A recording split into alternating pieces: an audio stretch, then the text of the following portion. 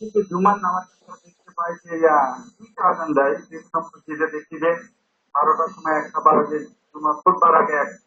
এটা কি আবশ্যক যে আজান দিতে হবে? আবার আরেকটা দেখছি যে খুতবা পরে 10 থেকে 15 মিনিট বা 12 মিনিট আর দিতে দেয় অনেক মসজিদে জুমার সময়।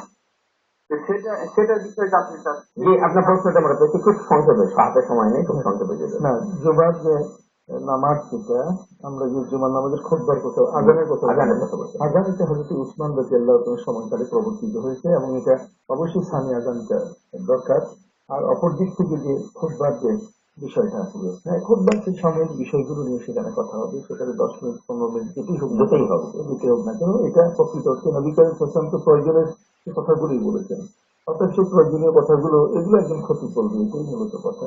আর আজানের যে মূল বিষয়টা, সেটা কিন্তু দুটো আজানে, একটা জুমার দিনে সেটা আপনাকে দিতে হবে। জি, আপনাকে অনেক অনেক ধন্যবাদ। প্রিয় দর্শক, আমরা অনুষ্ঠানের একেবারে শেষ প্রান্তে চলে এসেছি। আল্লাহ রাসূল সাল্লাল্লাহু আলাইহি ওয়াসাল্লাম যে নবুয়ত নিয়ে, যে রিসালাত নিয়ে আমাদের কাছে এসেছিলেন, সেটা আমাদের কাছে, সেই দাওয়াত, সেই মিশন আমাদের কাছে রয়েছে। আমাদের জীবনের দায়িত্ব হলো যে আমাদের জীবনের প্রত্যেকটা ক্ষেত্রে আল্লাহ রাসূল সাল্লাল্লাহু আলাইহি ওয়াসাল্লামের সেই আদর্শ অনুসরণ করে চলা, তাহলে দুনিয়া এবং আখিরাতের কল্যাণ আমাদের জন্য উন্মুক্ত থাকবে। দ্বিতীয় যে কথাটি বলে শেষ করতে চাই, মা আকার ইবনে ইয়াসার রাদিয়াল্লাহু আনহু থেকে বর্ণিত একটি হাদিস। যেহেতু আজকে ইংরেজি বর্ষের প্রথম দিন, সেই জন্য হাদিসটি বলতে হচ্ছে।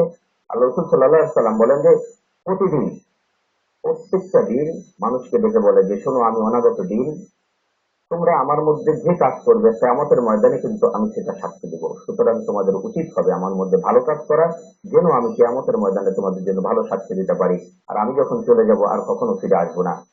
প্রতি রাত এইভাবে ডেকে ডেকে বলে। সুতরাং আমরা যেন জীবনকে ভালো করে, সুন্দর করে সাজাতে পারি, এই প্রত্যাশায় সকলের ইহকালীন পরকালীন মঙ্গল কামনা করে আজকের মতো এখানে শেষ করছি। আল্লাহ হাফিজ। আসসালামু আলাইকুম ওয়া রাহমাতুল্লাহি ওয়া বারাকাতুহু।